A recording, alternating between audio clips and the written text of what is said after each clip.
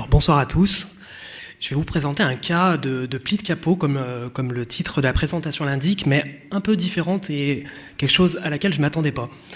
Alors déjà, le patient il nous y a adressé 2 mois après une procédure, ce qui est pas banal. La patiente présentait un flux visuel bilatéral depuis la chirurgie.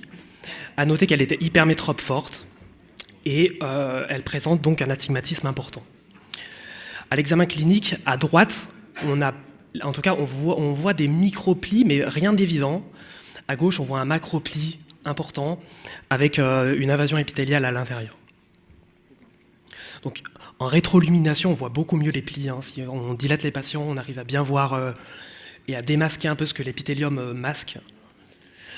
Et j'aime bien faire des examens abérométriques parce que ça nous permet de voir un peu ce que le patient ressent et ce qu'il a. On voit que la PSF est bien altérée. On voit qu'il y a à droite de la coma, de l'astigmatisme, beaucoup d'astigmatisme à gauche aussi. Donc, je décide d'opérer la patiente. Donc, en commençant par le côté gauche, où il y a le très gros pli. Donc, à 2 mois, on enlève l'épithélium qui, du fait de l'adhésion épithéliosstromale importante, on va soulever délicatement parce que, étant donné que c'est pas moi qui ai fait la procédure, on ne sait pas trop ce qu'on peut trouver. On essaye de stretcher un peu le capot, mais en fait, du fait de l'invasion, il faut d'abord enlever l'invasion épithéliale. Donc on enlève bien les cellules épithéliales qui peuvent persister, on replace le capot. En fait, cette patiente, son ophtalmo aussi m'a dit qu'elle avait des troubles de réépithélisation et une épithélopathie, donc j'en ai profité pour terminer l'intervention avec une GMA lyophilisée en overlay et une lentille. Et en fait, dans le deuxième œil, où il n'y avait pas trop de plis, j'ai quand même... en fait, quand on enlève l'épithélium, on se rend compte que les plis sont vraiment importants et du fait de la dilatation aussi, on voit beaucoup mieux. Alors, je soulève encore délicatement le capot. Et là, je me retrouve avec quelque chose que je ne m'attendais pas, c'est qu'en fait, là, au niveau de la charnière, il y a une énorme déchirure. Vous allez voir que mon micro-manip passe à travers complètement. Donc à ce moment-là, je me suis dit, qu'est-ce que je fais? J'ai pensé à la colle de fibrine, mais je voulais dormir comme il faut. Je me dis, je vais quand même mettre des points pour un peu assurer la charnière, parce que j'avais peur que la colle de fibrine ne suffise pas. C'est des points vraiment très superficiels que j'enlèverai rapidement, et je remets une GMA lyophilisée aussi. En post-opératoire H17, l'aspect clinique est beaucoup mieux, on ne voit plus de plis. Et à 2 mois, après l'ablation des sutures, finalement, il y a peu d'astigmatisme en post-opératoire. Et vraiment, ce qui est très important et très impressionnant, c'est l'abérométrie. Donc ça, c'est l'abérométrie préopératoire, et il n'y a pas de trucage. L'abérométrie post-opératoire est comme ça. Et du coup, ça, c'est impressionnant.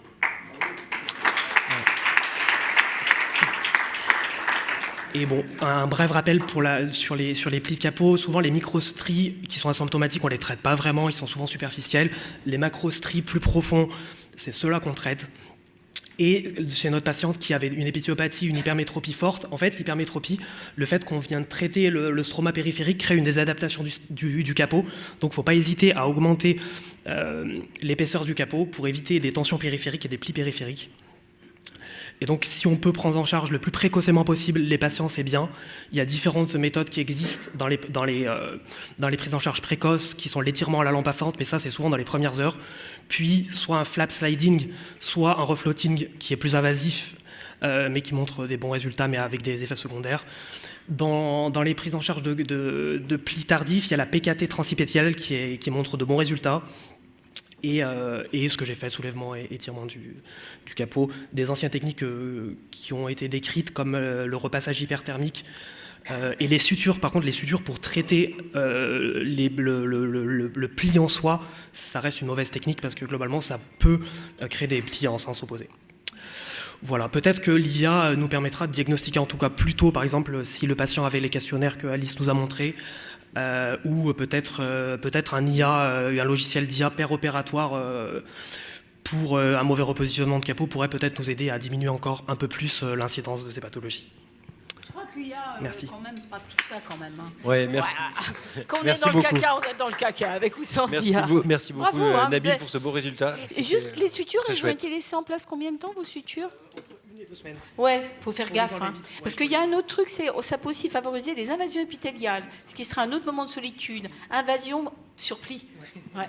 Et pas hésiter à désépithélialiser pour lever les tractions.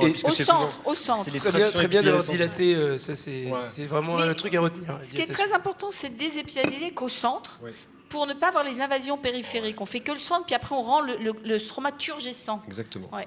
Bravo. Désépithélialiser, hydrater.